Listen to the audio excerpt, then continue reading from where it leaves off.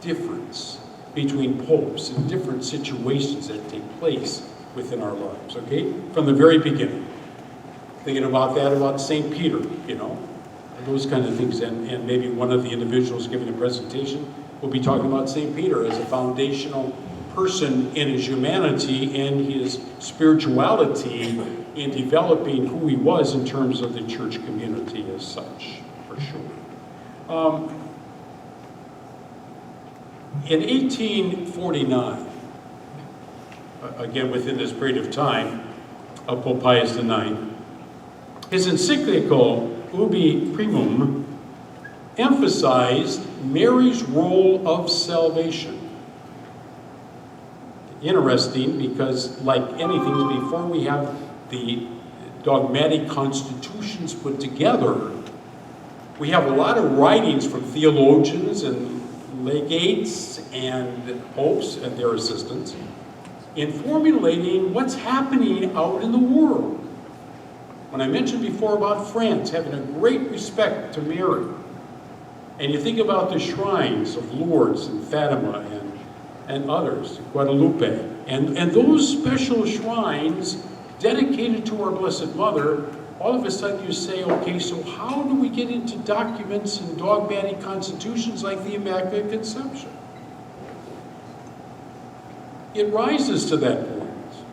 It isn't just a pope saying, I think we're going to do, no.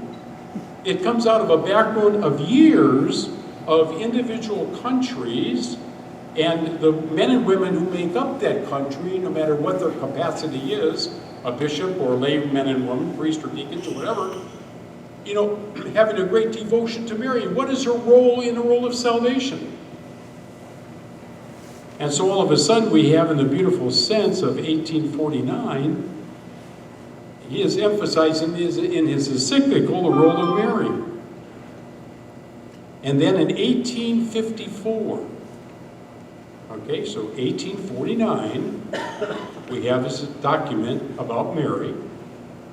And then in 1854, Pius promulgated the dogma of the Immaculate Conception in 1854. Marvelous stuff. But I'm just pointing out to you the importance of this so that we understand it's a development. It isn't just as a brainchild all of a sudden. I think that we have to take Mary in her role scripturally and in tradition, and let's say that she was conceived without original sin, and let's have a document about this. You see, no, it's a development. It's a development. It's a development. It's like listening to folks, and I was very blessed, and still am, but at that time as well, in 1972 to become an associate pastor of Saints Peter and Paul in Maryville, with Monsignor Senderic, who was Vicar General at the time, is now deceased and is laid to rest here at the cemetery in Michigan City, and Father Larry Q. The three of us were at Saints Peter and Paul for 4 years together, and Father Q is now deceased as well. We had 9 masses on a weekend. He had 3, Monsignor did, Father Q had 3, and I had 3. From Saturday evening, 2 masses, one in the church and one in the gym. To the Sunday masses, to one on Sunday nights. And one time, Monsignor Senderic comes to Father Q and I. That's appropriate, Q and I. Father Q and I, and said, you know, guys, I really don't think that lay men and women, excuse me for saying this, should be counting the collection. So I want you two guys, after Mass on Sunday, before the evening Mass, we'll put that in the safe till next week. I want you to count the collection. So Father Q and I sat downstairs in the basement of the rectory on Sunday after the final Mass, which ended probably about 12:30 maybe, and counted money. And so Father Q and I decided, as young priests at the time, that we needed an endowment for our retirement. One for Peter and Paul, One for you and one for me. One for Peter and Paul and one for you and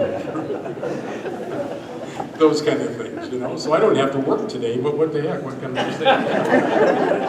But I tell you that story simply because that was 1972 to 76 that the three of us were together, and then after 76 we moved on to other parish communities. That parish no longer exists. Maryville still has folks living in it from the Hispanic background and African American background, coming out of the different ethnic groups of Gary that were filled with ethnic groups for sure. And they moved south, and then they moved further south.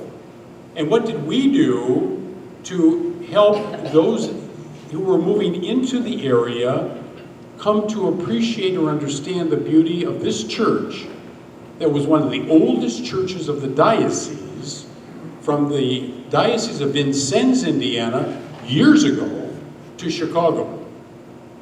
It was on the route, coming north. Like Highway 41 comes north, you know, so Maryville, you know, was part of that early community of settlers that took care of it. So what happened? And what did we not do? In 1980, Father Dick Amling was pastor of St. Andrew's Parish in Maryville. And he was in charge of a committee in the diocese for taking a look at the church communities of the Diocese of Gary for the year 2000. This was 1980. So I was part of that committee, and we contacted the governments of our 4 counties, asking them to give us an idea and concepts of what they were experiencing about land development, movement of peoples in Lake County and Porter County and Stark County and LaPorte County, to see what was going to happen in movement of people, because we know that the development of church communities, or lack thereof, would it be because of the numbers of people involved, of course, that type of thing. So we went through a lot of surveys, and finally, after months and months of working on that, presented a possibility of the way the diocese would look in the year 2000. And we presented that. And our biggest obstacle of not allowing that to take place were the pastors. Because the pastors looked at their own parishes as their fiefdom, their place. And they were not about to change according to what the statistics were saying for the possibility of the future.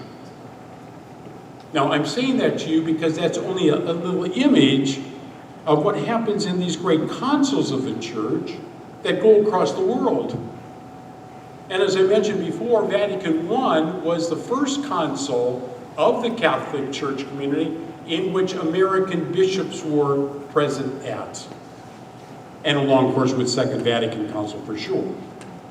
But think of the input or the understanding that we had at the turn of the century, at this particular time in 1870 approximately, where we were as far as church in this country, with those involved within the whole process of immigration, the whole process of different situations going on. This is right after our Civil War.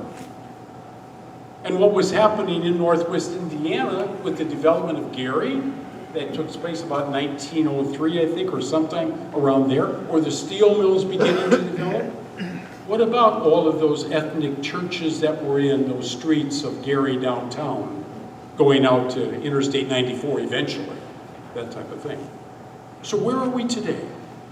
In that sense of here in LaPorte County, or the other counties of the development of our churches. We look what's happened, over in LaPorte itself with the combination of those 3 parish communities. What about the vocation situation of priests and deacons? We have 15 guys, I think it is, well, is it 15? 18? 18 guys preparing for the diaconate in a couple of years from now. But what about ordained priests as well? What about them? How many do we have in the seminary? Because again, it's interesting too, which I forgot to mention, the Council of Trent, together with Vatican I, also through the popes at that time said, we have to have a religious place of education. Make sure that your diocese has a place of educating individuals for priestly ministry. And we know that over the centuries, today, every diocese doesn't have that. There are practically no high school seminaries any longer. And I went to one, in the 1960s. That still exists as a high school, still male-orientated, but not for ordination to priesthood or diaconate, but could be, yes, could be deacons, could be priests, but also for lay leadership in your local parish communities. Who are those leaders in your community that can take on the responsibilities of parish life when the priest and deacon need to be about sacramental ways of life and not administration? And you ask any retired guy, doesn't matter, and each one of them will say, in fact, Father George was at our meeting today, and I met him a few times, and he said too, when we were discussing all the things pertaining to parish situations with the diocese, and he said at the end, I thank God I'm retired. Because we don't have the administration stuff to deal with. All we are dealing with are liturgies, funerals, liturgies on weekends, weddings, etc., etc. That's what we're about. That's why we're ordained. Why are deacons ordained? What's their role? What should they be doing? Those kind of things. There's great needs because there are great talents of these men, ordained deacons, and to be ordained deacons, who have great talents because of their business awareness from their past history of life, together with their wife, their children, etc. How do we use them in parishes? See, these are concepts, I think, that are going to have to be really talked about when the church universally comes together. And forget this whole thing, I sound like I'm preaching somewhat, but, forget this concept about sexuality. Come on. Yes, we ordain men, we have been doing that, but in the whole process of ordination, there is nothing that says that only men should be ordained. Now, that's right, don't do that. I say that because, honestly, tradition has it that men are ordained. Yes, that's our tradition. Okay, and I believe in that tradition to a certain point. But that's got to develop as time goes on. It just has to. It has to develop and will develop according to how those councils, what I said before, when we get a greater involvement, as we have today with more women working in the church in places that are of the utmost importance compared to where they used to be. Even during my lifetime of 50 years, what a difference. And it's going to continue. Look at your daughters and sons and your grandchildren. Just think of that in terms of what they have the potential of doing in this age of vast communication networking. How do we deal with all of that concept that takes place?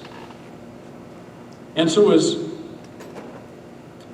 Pope Pius IX promulgated these dogmas of the Immaculate Conception, so too comes out with a syllabus of errors, which is another one of his great documents. And in 1864, the syllabus of errors was a strong condemnation against liberalism, modernism, moral relativism, secularization, and the separation of church and state. That was a document he came out with. And I remember as a kid at church on Sunday saying that prayer against modernism. Anybody remember that? Am I that old? Really? I do. I remember that as a kid. Saying that prayer in church, like we say other prayers outside the Mass or during Mass or at the end of Mass or before Mass. We do those kind of things. But I remember that coming out of Vatican I. Making sure, that we are really aligned with the teachings of the church. And be careful with that modernism that exists out there that have such a great influence upon us.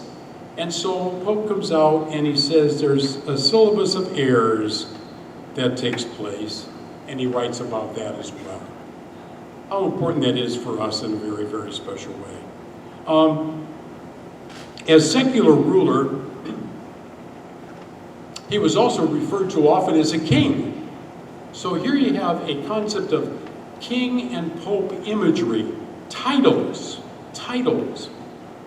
Watch out for titles. Especially when titles disrupt your ability to perceive an individual as truly an individual. As St. Paul writes in his letter to the Philippians in chapter 2, that Jesus did not deem equality with God something to be grasped, rather he emptied himself and took the form of a slave. Do we do that? Do we take the form of a slave, servant, seeing each other's needs as more important than my own? Do I do those images that the church asks of me to do through the scriptures and through tradition? And that's why in the Council of Trent or Vatican I, in that sense, and again, this is where the Second Vatican Council gets into a whole new concept of our identity as Christians, identifying with the risen Christ, celebrating that together as a community who prays together, breaks bread together, worships together, and shares things in common. Do we do that? And I believe that we can do that if, again, we understand the makeup of these teachings of the church from one council to the next, from one pope to the next, on what he is saying to us in his episcopal letters, his encyclicals. Read the encyclicals, for God's sakes. I mean, seriously. We are called to read them because they are important documents that lead to a deeper understanding, again, like that one about the Immaculate Conception. It doesn't just happen, but these letters are out there. Download them. Vatican.va.org. There it is. Look it up. And there's the document. Read it and say to yourself, how can I identify with that? The other day, I had Mass over at Ancilla and Marian University over in Donaldson. And it was the Feast of St. Francis of Assisi. And in my download message that morning, I put Pope Francis's document, at least just the initial paragraph of it, Laudato Si, talking about the environment and Mother Earth and taking care of that. And that's what we put down. And then in my homily to those university students, I asked them that question about how well they are taking care of Mother Earth. How well are they taking care of themselves and others who they are part of family, whether here in the grounds of Ancilla or in their families, etc., etc. I believe, like every council does, and every time we celebrate the liturgy, when we gather for the Lord's Supper, that there's a challenge. There's a challenge. I would doubt at any time, reading the scriptures, where you find Jesus in the scripture accounts, sitting with a group of people and not challenging them. Yet at the same time, how well do we listen and digest what we're listening, so that it becomes a very fabric of our being, so that we have the strength, like we do when we eat physical food, to deliver the message. And do we challenge each other to do that? I think that's very important for us. I think one of the wonderful things about our Christian brothers and sisters is the fact when they have a service on Sunday, they have time afterwards to gather for coffee and donuts and rolls and things of that sort. And they have conversation, whatever that may be, in their room that they have set aside, like here. One of the things that we have difficulty with, and I know as a priest I can say this, that we have a number of masses on the weekend. So if I have an 8 o'clock mass, I have to go to the next parish by 9:30. And after that I have to go to the next parish by 11. When do I get a chance to sit for coffee and rolls with a group of people? Or when do we get to do that because we have to leave the parking lot because the next Mass is going to be in a half an hour? Our setting is not appropriate to discussing this Eucharistic meal, this banquet that we have in our faith. the reality of the presence of the risen Christ with us. That has been passed on from Council 1 to Council 21. It's been doing that type of thing. And I think every bishop at Council now, not separately, because again, their own independence, and that's why I didn't touch on that stuff when they were young or those kind of things, but rather what they did under the councils in which they were in charge of, or they called, or they ratified, or they approved of. But then none of them literally lived to see much of the reaction afterwards. But the next council, whether 300 years later, whether 100 years later, and God only knows when the next one will be after 1965, after one we just had, will be, what will we be like then? And what will we pass on? Because none of us were around for Vatican I. Yet most of us here were around for Vatican II at some age of hearing about it or hearing from our ancestors about it, the changes and things like that. Remember one time, back I think about 1965, at the end of the council, when they were coming out with the practicum of the way we celebrate liturgy, or the way that we get into the scriptures and meditation and prayer. I was an only child of the family, and so I was home for break, and my dad and my mom were very devout Catholics. My dad would always say, we're going to be at church a half an hour early than a minute late. So I got ordained so that I'm never late. And all of a sudden at this dinner table, my mother has no idea what's happening. My mother's a quiet individual. My dad is pretty much like I am, type of thing. And he says to me, he says, Gerald, he says, what is this I hear about this sign of peace stuff?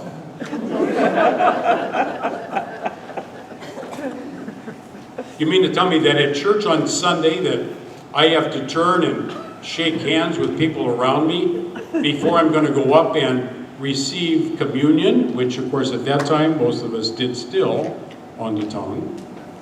Okay? You see them would do that? My mother is going like, oh my goodness sakes, you know, what are you talking about? He says, no, I'm not going to do that at all. He says, I'm going to turn to your mother, I'm going to grab her, and we're going to tumble beneath the pew.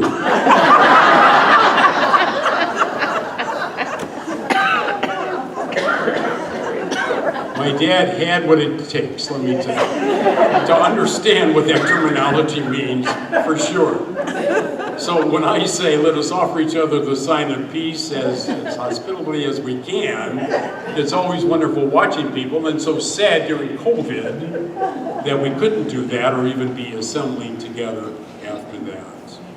But I think it's important for us, again, to get back into that mode of community. What is our common unity? Think about that. And think about that in terms of your faith, and think of that in terms of what's been passed on to us through these popes and these councils. And live that out. Because you can ask yourself that question again in terms of where we are today in the election process coming up again soon for the states and for the country. What is our common unity here in the United States? What is it? Think about that. And be true to what it says in the Constitution, for sure. But again, the common unity is our ability to cooperate and work together to form a real situation of life, liberty, and the pursuit of happiness. It doesn't mean dominating over others. It doesn't mean take advantage of others. It doesn't mean that at all. But it does mean that on Sundays, the day of the week, amidst all of what goes on by families these days, as always in a certain way, but today too, you know, do I make plans on my calendar to attend a liturgy at my parish at 10 o'clock on Sunday to celebrate the Lord's Supper? And do I go to the next door neighbor and ask them to come with me to the Lord's Supper? Do I use those terms? Because they are strong biblical terms, and they are terms that mean dinner, supper, Eucharistic meal. You can't help but think that for all of our loved ones who have passed and gone before us, that we understand and believe that once we pass that finish line, as St. Paul says in Timothy, that we gather around that table in God's kingdom, and that the Lord is feeding us. And by God, He is not going to say to us, the body of Christ, because He's going to be there fully, completely as well, as He is here with us here too, in a sense. And He's not going to say, take and eat, and then you can leave. He's not going to say that. Because Jesus Christ is not fast food. But when it comes time, like in all of these councils and these popes I mentioned here this evening, and through their background of deliberation and thought with those who are helping them discern, laymen and women, religious, theologians, and practicums of day-by-day life, that we need to do something today to bring the church to a point of recognizing its tradition, and to recognize how to implement that tradition into our way of life today, which is different than that of our ancestors. Because our ancestors didn't live the lifestyle that you and I are living today. With the technology of today, they didn't know that, they didn't have that. But they survived and they did the best they could. And yes, they grappled with their faith, as we do at times, I'm sure. But the important thing is that we never forget about where we've been. Where we've been. And so in a real sense, the wonderful imagery, I think, of Pope Pius IX is exemplified in Pope John Paul II, St. Pope John Paul II's beatification of him in the year 2000. He has not been declared a saint, but he has been beatified. And out of those popes earlier time, he's the only one out of that group that's been beatified. Why did Pope John Paul II beatify him? It isn't because he had a thought and said, hey, this guy's really, no. It's because of all of what was presented about him to St. Paul John Paul II that enabled him to do so. Same thing when Pope Francis canonizes individuals for saintly positions in our church community. Why? You know, St. Gary, we just had a couple days ago, down in Terre Haute. St. Francis of Assisi. You know, why are these individuals? Much is said about them after their death. After their death. Many things they wrote. Great things. Thomas Merton, for example. Dorothy Day, great men and women of our time, literally, in the course of our history in this country, who themselves would hopefully eventually be canonized or recognized, as they are, as being people who image the very nature of who God is in Christ. That's what these councils try to do, to help us understand that. And so with that thought, questions you have, or I know I didn't get into any specific a lot, maybe, hopefully, but I think what will develop in these next 3 or 4 weeks is to give you a little background on all these popes who had an impact upon all of us in our tradition. And if you have the opportunity anytime, whether downloading or reading books, etc., pick those up and listen to their stories, especially, and I'm going to say this, around the different councils that existed within the church.